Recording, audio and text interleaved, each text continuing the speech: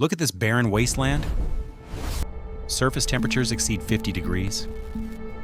Nothing survives on this crust. Even our modern agricultural technology struggles in this unforgiving environment. Yet look deeper. 30 meters beneath the scorching sand flows an impossible, man-made underground river. No mechanical pumps exist here. No modern steel pipes were used. Built 3,000 years ago. We are looking at the miraculous Qanat systems of ancient Persia. They engineered a gravity-defying hydrological network moving millions of gallons of water across completely hostile terrain. They transformed absolute desolation into the thriving green heart of an empire. How did ancient surveyors calculate a mathematically flawless subterranean labyrinth in total darkness? Modern engineers are still baffled. The textbooks are completely wrong.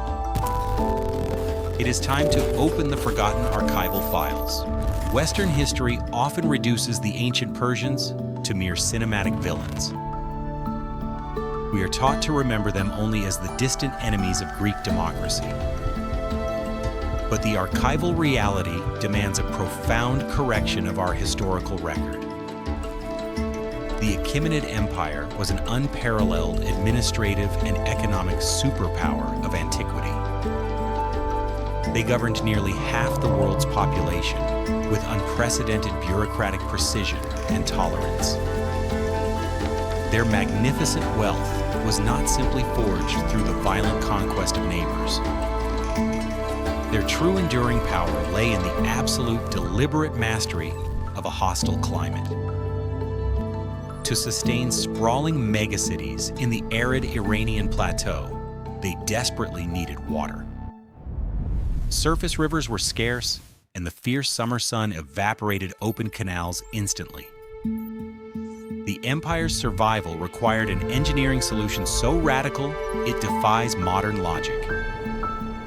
They had to harvest the seasonal snowmelt from the towering Zagros Mountains. And they had to transport that precious lifeblood miles across the desert entirely underground. This monumental operation required massive state-funded labor alongside complex military-grade logistical planning. It was a triumph of human organization unmatched in the ancient world. They built a hidden ocean. Let us open the original archival files from early 20th century aerial surveys. When archaeologists first photographed the Iranian plateau from above, they documented a baffling anomaly. Thousands of holes, spaced evenly apart, running for miles. From the sky, they look exactly like a deliberate, terrifying carpet-bombing run. But these are not scars of war. They are the vertical access shafts of a subterranean aqueduct, plunging straight down into the darkness.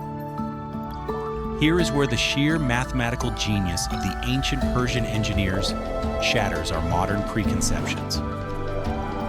To move water underground without mechanical pumps, you must rely entirely on gravity.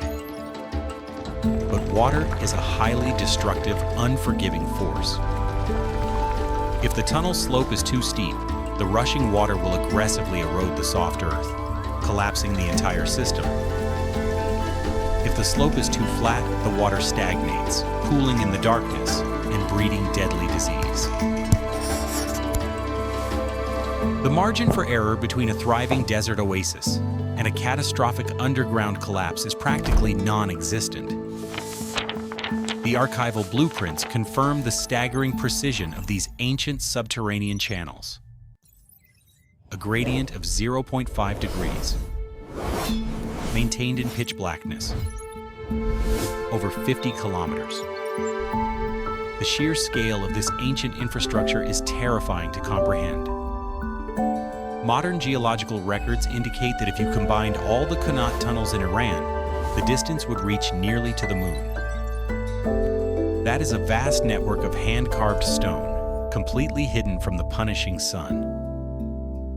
Surveyors known as muqannis dug these tunnels by hand using rudimentary pickaxes and leather buckets. They navigated using only the flickering light of castor oil lamps, somehow holding a mathematically perfect trajectory through solid bedrock. We have the physical proof of their impossible underground highways. But the ultimate question still deeply divides the greatest archaeological minds today. How did they calculate it? How did the Muqannis maintain such precision in the dark? The modern archaeological community is split into two debated camps. Theory 1 points to technology. The first faction argues for the use of lost instruments. Proponents suggest the Persians utilized primitive water leveling devices. They theorize that engineers used long wooden troughs of fluid. This allowed them to meticulously calibrate the angle of descent. This hypothesis perfectly aligns with the empire's heavily documented administrative and mathematical brilliance.